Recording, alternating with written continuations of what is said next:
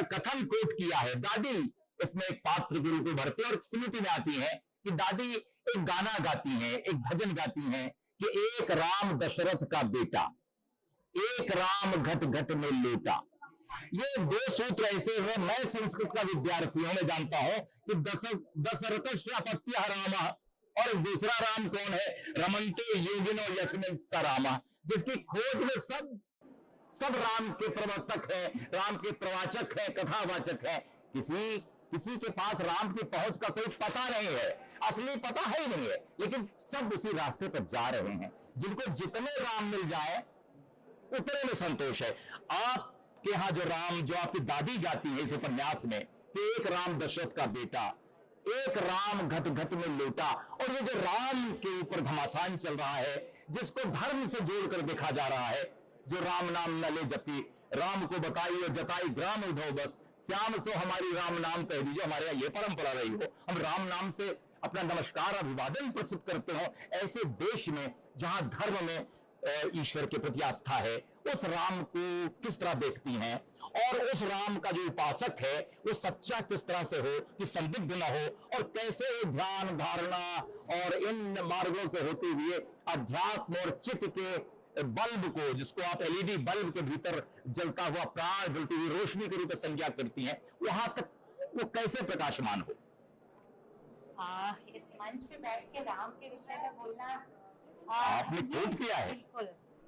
ये अहाना एक इसमें पात्र हैं जो अपनी दादी को याद करती हैं और कहती हैं, एक राम, वो गाया करती थी चकिया करके चलाते वक्त कि एक राम दशरथ का बेटा, एक राम घट घट में लेटा, एक राम का सकल पैसारा, एक राम दुनिया से न्यारा। वही राम दशरथ का बेटा, वही राम घट घट में लेटा, वही राम का सकल पैसारा, वही राम दुनिया से न्यारा। तो कॉन्शियस एनर्जी वही है, वही एनर्जी, वही कायनात में सब कुछ वही है। आप देखिए, हम सभी ने प्रेम का अनुभव किया है तो हम सभी ने किया होगा, क्रोध का अनुभव हम सभी ने किया होगा। हम सब कॉन्शियस एनर्जी हैं, और दूसरी फिजिकल एनर्जी है। तो आप देखो, एक राम दशरथ का बेटा। अब देखिए एक बात, जैसे मेरे पिताजी, मतलब मेरे फादर इन लॉ का नाम ओम प्रकाश जी है, और सर का नाम ओम निश्चल जी है।